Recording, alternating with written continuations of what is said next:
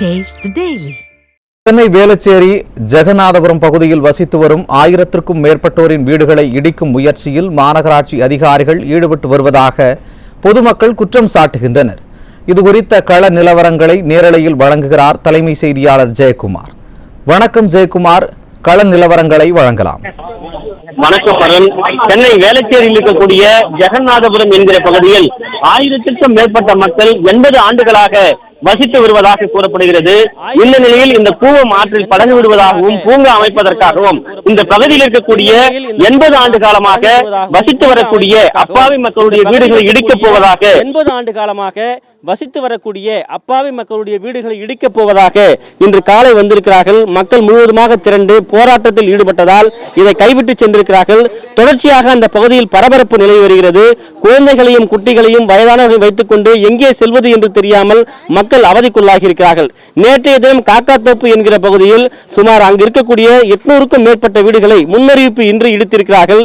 2 வார காலம் அவகாசம் கேட்கப்பட்டும் கூட அந்த மக்களுக்கு அவகாசம் வழங்கப்படாததால் தற்கொலைக்கு முயற்சித்து அவர்கள் எல்லாம் மண்ணெண்ணெயை ஊற்றிக்கொண்டு தற்கொலைக்கு முயற்சித்தார்கள். பதற்றம் ஏற்பட்டது. இன்றைக்கு வேளச்சேரி ஜெகநாதபுரத்தில் அதுபோன்று ஒரு அட்டூழியம் அரங்கேறி இருக்கிறது.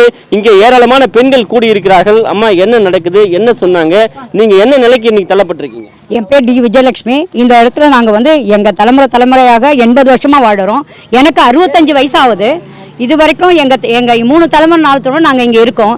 எங்களுக்கு குடிநீர் வரி, வீட்டு வரி எல்லா சலுகையும் எங்களுக்கு கொடுத்துருக்காங்க. நாங்கள் எல்லாமே முறைப்படி கட்டியிருக்கோம், வரி கட்டியிருக்கோம், எல்லாமே நாங்கள் இது பண்ணியிருக்கோம். திடீர்னு எந்த அவகாசமும் கொடுக்காம எங்களை பயோமெட்ரிக் முறையில் உங்களை கணக்கெடுப்பு பண்ணி நாங்கள் எல்லாம் காலி பண்ணுறோம் அப்படின்னு சொன்னால் நாங்கள் எங்கே போவோம்? இது மொத்தம் 126 ஏக்கர் நிலம் இருக்குது. இதில் 7 ஏக்கர் நிலத்தை எங்களை மட்டும் திமுக ஆட்சியில் ஒதுக்கிட்டு அந்த மீதி எல்லாருக்கும் அம்பேத்கர் நகர், லக்ஷ்மி நகர், இன்னும் அந்த பக்கம் இருக்கிற எல்லா பகுதியும், பீனிக்ஸ் மால் கூட பார்த்தீங்கன்னா இந்த ஏரி பகுதியெல்லாம் ஓரளவுக்கு கொஞ்சம் வருது. இதெல்லாம் விட்டுட்டு எங்களை வாழ்வாதாரமே இங்கே தான். இங்கே இருக்க எல்லா மக்களும், நடுத்தர மக்களும், ஏழை மக்களும், வீட்டு வேலைக்கு செய்கிறவங்க, கொத்தனார் வேலைக்கு செல்லவங்க, பெயிண்டர்ஸ், இந்த மாதிரி ஒரு நடுத்தர மக்களும் ஏழை மக்களும் தான் நாங்கள் இங்கே வாடுறோம். எங்களை திடீர்னு வெளியே போக சொன்னால் நாங்கள் எங்கே போவோம்? நாங்கள் யாருக்கும் இது வரைக்கும் எந்த தொல்லையும் கொடுக்கல. பெரிய வெள்ளம் வந்தப்போ கூட எங்க தெருவில் ஒரு சொட்டு தண்ணி நிக்கல. நாங்க போய் எந்த ஸ்கூல்லையோ இல்ல எந்த கவர்மெண்ட்டோ எங்களுக்கு சோறு கொடுன்னு நாங்க யாரையும் கேட்கல. நாங்களா வாழ்ந்தோம். நாங்கெல்லாம் சேர்ந்து எல்லாருக்கும் சமைச்சு சாப்பாடு போட்டு அவ்வளோ பெரிய பெரிய பிளாட்ல மத வீட்டில் இருக்கிறவங்கள நாங்க கொண்டு போய் சாப்பாடும் வாட்டர் பாட்டில் கொடுத்தோம். நாங்க நடுத்தர மக்கள் ஏழைங்களா இருந்தாலும் நாங்க உதவி செஞ்சோம். அப்படிப்பட்ட நாங்களே 80 வருஷமா இருக்க எங்களை திடீர்னு நீங்க எல்லாம் காலி பண்ணணும்னு சொன்னா நாங்க எங்க போவோம் சார்? சொல்லுங்க, எங்க போவோம்? நாங்க எதுக்காக போகணும்? எங்க மேல தப்பு இருக்கா? இல்ல இது ஏரி கரை இது வரைக்கும் யாரும் பண்ணல. ஒவ்வொரு முறை திமுக ஆட்சி வரும்போது இப்படிதான் பண்ணுவாங்க. காலி பண்ணுங்க, எடுங்க, அதுவும் எதுவுமே சொல்ல மாட்டாங்க. திடீர்னு இந்த முறை இப்படிதான் பண்ணாங்க. இருந்தாலும் பாத்தீங்கன்னா இந்த சார்ந்த எம்எல்ஏ மற்றவங்க யாருமே இங்க நிக்கல. நாங்க பொதுமக்கள் தான் ஒரு 500 பேர் அங்க போராட்டம் பண்ணோம். எல்லாரும் போலீஸ்கார் யாரும் நாங்க அப்ப கூட யாருக்கும் எந்த கஷ்டம் கொடுக்காத அமைதியான முறையில் தான் போராடுறோம். எங்களை எங்க போக சொன்னா நாங்க எங்க போவோம்? எங்களை ஜெம்மஞ்சேரியிலயோ பெருங்குடியிலயோ போக சொன்னா நாங்க எப்படி சார் போவோம்? நாங்க என்ன இதுவா டென்ட்டா போட்டுன்னு உட்காந்துருக்கோம்? நாங்க கஷ்டப்பட்டு சம்பாரிச்ச காசு பணம் எல்லாத்தையும் பாருங்க சார், எப்படி வீடு கட்டியிருக்கோம் பாருங்க சார். எல்லாம் முந்தா நாள் எனக்கு 17,000 ரூபாய் ப்ராப்பர்ட்டி டாக்ஸ் கட்டுங்கன்னு கொண்டு இது பண்ணிட்டு நேற்று காலையில் இன்னைக்கு முதல்ல உங்க வீடு நாங்க மெட்ரோ இது பிறகு எடுக்கிறோம் பயோமெட்ரிக் முறையான்னு சொன்னா நாங்க எப்படி சார் கொடுக்க முடியும்? கொஞ்சம் சொல்லுங்க. எங்க குழந்தைங்க, எங்க பேரன் பேத்திங்க எல்லாம் இங்கதான் படிக்கிறாங்க. எங்களோட வாழ்வாதாரம் இங்கதான். இதை விட்டு நாங்க எங்க போவோம்? வாழ்வாதாரத்துக்கே வழி இல்லை. போட்டு தேவையா சார்? போட் ஹவுஸ் தேவையா? போட்டு நடப்பாத தேவையா? எங்களுக்கு நாங்க 5000 ஓட்டு இருக்க சார், கொஞ்சம் நஞ்சம் இல்லை. நாங்கெல்லாம் எங்களோட முறைப்படி நாங்க யாரும் ஓட்டு தவறாத போய் எங்களோட ஜனநாயக கடமை ஆற்ற மக்கள் தான் இங்க இருக்க மக்கள்லாம். அப்படி இருக்க மக்களை, உங்களை ஓட்டு போட்டு தேர்ந்தெடுத்த மக்களை திடீர்னு நீங்க வெளியே போங்க, திடீர்னு ஏதாவது அறிவிப்பு ஏதாவது இருந்தா பாரு போன்னு சொன்னா நாங்க எங்க போவோம்? சொல்லுங்க. எங்களை சொல்றதுக்கு நாங்க ஜனநாயகம் எங்களுக்கு கிடையாதா? நாங்க மக்கள் இல்லையா? நாங்க எங்க போவோம்? இது அந்த இதெல்லாம் இருக்கே சார், அவ்வளோ பேரு அவங்கெல்லாம் இருக்காங்க இல்லையா? நடு ஏரியில கட்டின அந்த சைட்லாம் பெரிய பெரிய பணக்காரங்க, அவங்களுக்கு எல்லாம் கொடுத்துருக்கீங்க. அவங்களெல்லாம் நீங்க போன்னு சொல்லிடுவீங்களா? ஏழை மக்கள் எங்க போன்னு சொல்லிடுங்க. நாங்க எப்படி சார் போவோம்? நாங்கள் எப்படி போக முடியும் சொல்லுங்க. நாங்கள் இந்த இடத்த விட்டு நாங்கள் போகவே மாட்டோம். குறிப்பாக இந்த பகுதியில் இருக்கக்கூடிய இந்த அப்பாவி மக்கள், ஏழை மக்கள், அடித்தட்டு மக்களுடைய இந்த ஆயிரக்கணக்கான வீடுகளை இடிக்க துடிப்பது ஏன் என்று அவர்கள் ஆவேசத்தோடு கேட்கிறார்கள். வாக்கு கேட்கிற போது வீதி வீதியாக வந்தவர்கள் தற்போது பயோமெட்ரிக் வைத்துவிட்டு எங்களுடைய வீடுகளை அகற்றப் போகிறோம் என்று கூறுகிறார்கள். இது எந்த விதத்தில் நியாயம் என்று அவர்கள் கேள்வி எழுப்புகிறார்கள். ஒவ்வொரு முறையும் திமுக ஆட்சிக்கு வருகிற போது எங்கள் வீடுகளை காலி செய்வதிலேயே குறியாக இருப்பதாக அந்த மக்கள் வேதனை தெரிவிக்கிறார்கள். மற்றொரு பேர் நம்மோடு இணைகிறார். அம்மா, நீங்க என்னென்ன வரி கட்டிருக்கீங்க, எப்படி வீடு கட்டுறீங்க? இது வந்து என்னோட அம்மா வீடு சார். இது வந்து எங்க தாத்தா வீடு. எங்க தாத்தா வந்து எங்க அம்மாவுக்கு கொடுத்தாங்க, எங்க அம்மா வந்து எனக்கு கொடுத்தாங்க. நான் வந்து இப்போ எங்க பொண்ணுக்கு கொடுத்துருக்கேன் சார். நாங்கள் 4 தலைமுறையா இருக்கோம் இந்த வீட்டில். தண்ணி வரி கட்டியிருக்கோம், ட்ரைனேஜ் வரி கட்டியிருக்கோம், வீட்டு வரி 77லேருந்து நாங்கள் வீட்டு வரி கட்டுறோம். அதுக்கு முன்னாடி 2000 ரூபாயிலேருந்து நாங்கள் வரி கட்டிருக்கோம். எல்லாமே நாங்கள் செய்கிறோம். திடீர்னு வந்து நீங்கள் ரேஷன் கார்டு எடுத்துன்னு வாங்க அப்படிலாம் சொல்கிறாங்க. நாங்கள் கொடுக்க மாட்டோம் தான் சொல்கிறோம். இனினா நாங்கள் வந்து ஜேசிபி எடுத்துன்னு வரோம், என்னென்னவோ மிரட்டுறாங்க. நாங்கள் செத்தாலும் இங்கே சாப்பிட்றோம். எங்கள் மக்கள் வேறு எங்களுக்கு வாழ்வாதாரம் எதுவுமே கிடையாது. நாங்கள் எல்லாருமே செம்மஞ்சேரியில் வீடு கொடுக்குறோன்னு சொல்கிறாங்க. நாங்கள் குழந்தைங்களாம் இட்டு எங்கே சார், எங்கே எப்படி சார்? நாங்கள் எல்லாம் சின்ன சின்ன பிள்ளைங்க படிக்க வைக்கிறோம், வீட்டு வேலை செஞ்சு நாங்கள் படிக்க வைக்கிறோம். அங்கே போய் நாங்கள் என்ன சார் பண்ண முடியும்? நீங்கள் வாங்க, உங்களுக்கு நாங்கள் அழகாக 10 எடுக்குமா எல்லாரையும் வந்து இது பண்ணுறாங்க. உங்களுக்கு நீங்கள் ஏரி மேலே இருக்கீங்களோ, உங்களுக்கு நாங்கள் நல்ல வீடு கட்டி வச்சுருக்கோம், நீங்கள் வாங்கன்றாங்க. நாங்கள் போக மாட்டோம் சார். எங்களுக்கு எங்களுக்கு வந்து நன்மை செஞ்சால் சரி, நாங்கள் இங்கேருந்து போக மாட்டோம். நான் வந்து இந்த வீட்டில் தான் போகிறேன், நாங்கள் இங்கே செத்து போகிறேன் சார். நாங்கள் எங்கேயுமே நாங்கள் நிறைய பேர் சாகிறதுக்கு ரெடியாக இருக்கிறோம். கிருஷ்ணாவில் ஊத்துக்கிட்டு எங்களுக்கு நல்ல தீர்ப்பு வரலைன்னா நாங்கள் வந்து எலெக்ஷன் வரும்போது சொன்னாங்க சார், பட்டா வாங்கி தரோன்னு சொன்னாங்க. நாங்கள் அந்த இது கூட வச்சிருக்கோம் சார், பேப்பர் வச்சிருக்கோம்.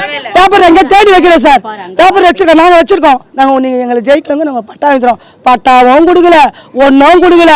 இவங்க ஜெயிச்சு வந்ததுதான் வச்சோம். இப்போ வந்து இவங்க சொகுசா வாழறதுக்கு எங்களை காலி பண்ண சொல்கிறாங்க.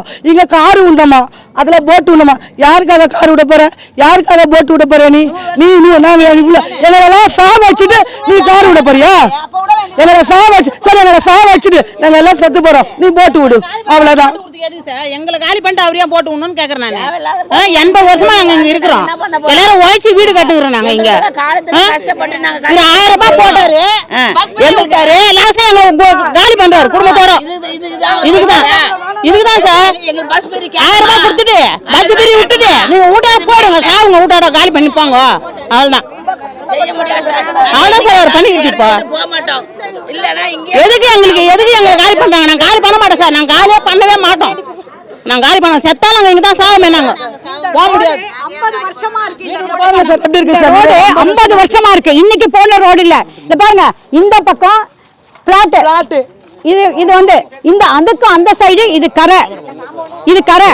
இந்த ரோடு 50 வருஷத்துக்கு மேல இந்த ரோடு இருக்கு சார். இந்த ரோடு மட்டும் அந்த பக்கம் இந்த பாருங்க எல்லாம் இது பட்டா இடம். இது நாங்க வந்து கரை ஓரம் இருக்கோம்.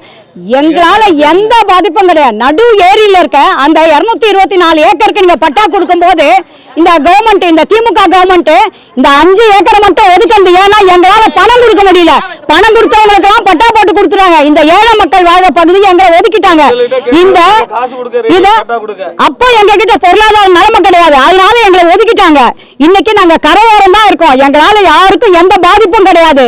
தயவு செய்து எங்களுக்கு பட்டா வாங்கி கூட எங்க கூட நின்று மீடியா எல்லாம் எங்களுக்கு கொஞ்சம் சப்போர்ட் பண்ணோம். எங்க வாழ்வாதாரத்துக்கு நீங்களும் எங்களுக்கு கொஞ்சம் வழி பண்ணணும். இந்த பகுதியில் இருக்கக்கூடிய சுமார் 224 ஏக்கருக்கு பணம் வாங்கி கொண்டு பட்டா கொடுத்ததாக இந்த பகுதியில் இருக்கக்கூடிய மக்கள் வேதனை தெரிவிக்கிறார்கள். 7 ஏக்கர் நிலத்துக்கு மட்டும் புறக்கணிக்க வேண்டிய அவசியம் என்ன? ஏழை மக்களாக, அடித்தட்டு மக்களாக இருக்கக்கூடிய எங்களிடம் பணம் இல்லாத காரணத்தினால் எங்களை புறக்கணிப்பதாக அவர்கள் வேதனை தெரிவிக்கிறார்கள். சார், என்ன நடக்குது, என்ன பிரச்சனை சார்? சார், இந்த ஏரி என்பது வந்து 265 ஏக்கர் சார். மொத்தத்தில் இந்த 205 ஏக்கரில் 210 ஏக்கரில் வந்து அந்த பக்கம் வந்து ஹவுசிங் போர்டுன்னு கொடுத்துட்டாங்க. இந்த பக்கம் பின்னாடி பக்கம் இதெல்லாம் லட்சுமிபுரம், திரௌபதி கோயில் தெரு, கமலாபுரம் இதெல்லாம் வந்து ஸ்லம்னு சொல்லிட்டு கொடுத்துட்டாங்க சார். நாங்கள் கரை பகுதியில் வரோம், எங்களால் யாருக்கும் அந்த பாதிப்பும் இல்லை.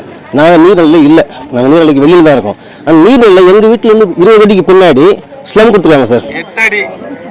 பின்னாடி அதெல்லாம் நீர் பிடிப்பு பகுதி.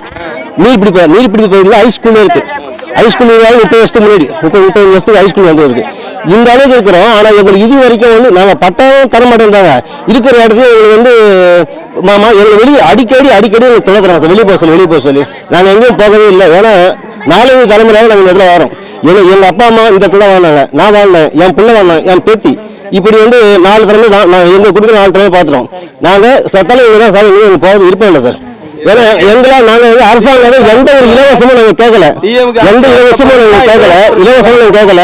நாங்கள் உழைச்சி எங்களுக்குன்னு ஒரு உழைப்பு இருக்குது, ஒரு தொழில் இருக்குது, வீட்டு வேலை செய்கிறாங்க, அவங்களும் ஆளுநர் செஞ்சு நாங்கள் எங்கள் உழைப்பை இந்த மண்ணிலேயே போட்டு இங்கே கட்டிக்கிட்டு வாரோம். இதெல்லாம் இடிச்சுட்டு வெளியே போக சொன்னாக்கா நாங்களாம் பணமாக தான் போனோம். தயவு செஞ்சு அரசாங்கம் ஒரு நல்ல முடிவு எடுக்கணும். எடுக்கலைனாக்கா இந்த மக்களை எல்லாம் கொளுத்து இன்னும் சாகும் சார். இங்கே இந்த ஏரியாவில் 80 வருஷ ஆண்டு காலமாக நாங்கள் வாழ்ந்துக்கிட்டு இருக்கோம். இங்கே இருக்கிற அனைத்து மக்களுமே கொத்தனார் வேலை, கூலி வேலை, இந்த போகிறது தான். எல்லாருமே 50 வருஷ உழைப்பையும் இங்கே போட்டு இந்த மாதிரி வீடுகளை கட்டி எல்லாரும் இங்கே வாழ்வாதாரத்தில் இருந்துக்கிட்டு இருக்காங்க. இப்போதைக்கு இதை காலி பண்ணி போனாக்கா இவங்க அத்தனை பேருமே எல்லாத்தையும் சொத்து, அவங்க உழைப்பு எல்லாத்தையும் இழந்து அவங்க இறந்து போன அளவுக்கு தான் போவாங்க. இங்கே இன்னைக்கு இதை எடுக்க சொன்னாங்கன்னா குறைஞ்சது அங்கே இருக்கிற அனைத்து பேருமே சாகுறதுக்கு ரெடியாக இருக்காங்க. யாருமே இங்கேருந்து போகிறதுக்கு இதுவே கிடையாது.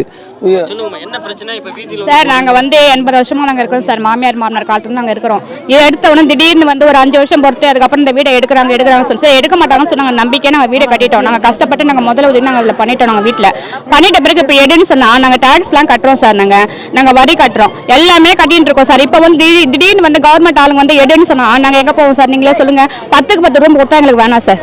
அதை நீங்கள் சாவடிச்சு போட்டுடலாம். எங்களை வந்து எல்லாரையும் படுக்க வச்சு நீங்கள் ஜேசிபி வச்சு நீங்கள் எனக்கு ஏற்றிடலாம். நாங்கள் என்ன சொல்றோம், நாங்கள் உயிரை விட தயாராக இருக்கோம் சார். நாங்கள் எடுக்க மாட்டோம்.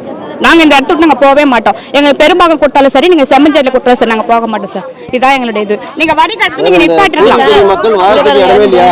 எங்களுக்கு சொந்தமாக சுடுகாடு இல்லை சார். வேளச்சேரி சுடுகாட்டில் எங்களை இருக்க முடியல. நாங்கள் இங்கேருந்து தரமணிக்கு ஓடுறோம். வேளச்சேரியிலேருந்து தரமணிக்கு ஓடுறோம் சார். நாங்கள் ஒரு பிணத்தை எரிக்கிறோம்னா கூட தரமணிக்கு வர நிலைமை தான் இங்கே இருக்குது. அதனால எங்களுக்கு சுடுகாடும் இல்லை, எங்கள் மக்களை வாழ விட மாட்டாங்க சார். வீடே இல்லைன்ற மாதிரி ஆகிப்போகுது இப்போ எங்களுக்கு. குறிப்பாக இந்த பகுதியில் இருக்கக்கூடிய மக்கள் தங்களுக்கு இல்லங்களை ஒதுக்கவில்லை என்றால் அனைவருமே நாங்கள் கொளுத்திக் கொண்டு இருப்பதை தவிர வேறு வழி இல்லை என்று அந்த மக்கள் வேதனை தெரிவிக்கிறார்கள். 1000 வீடுகளையும் உடனடியாக இடிக்க வேண்டும் என்கிற அவலநிலைக்கு தள்ளப்பட்டால் வீதியில் இறங்கி போராடவும் எங்களுடைய உயிரை மாய்த்துக் கொள்ளவும் தயாராக இருப்பதாக வேதனை தெரிவித்திருக்கக்கூடிய அந்த கோரமான ஒரு காட்சிகளை நம்மால் பார்க்க முடிகிறது. ஒவ்வொரு பெண்களும் அங்கே கண்ணீர் சிந்திக் கொண்டிருக்கிறார்கள். திங்கட்கிழமை அன்று கண்டிப்பாக இந்த இல்லங்களை இடிக்கப் போவதாக அதிகாரிகள் வந்து மிரட்டிவிட்டு சென்றிருப்பதாக அவர்கள் கண்ணீரோடு தங்களுடைய கருத்துக்களை பதிவு செய்திருப்பது குறிப்பிடத்தக்கது. கள நிலவரங்களை வழங்கியமைக்கு நன்றி ஜெயக்குமார்.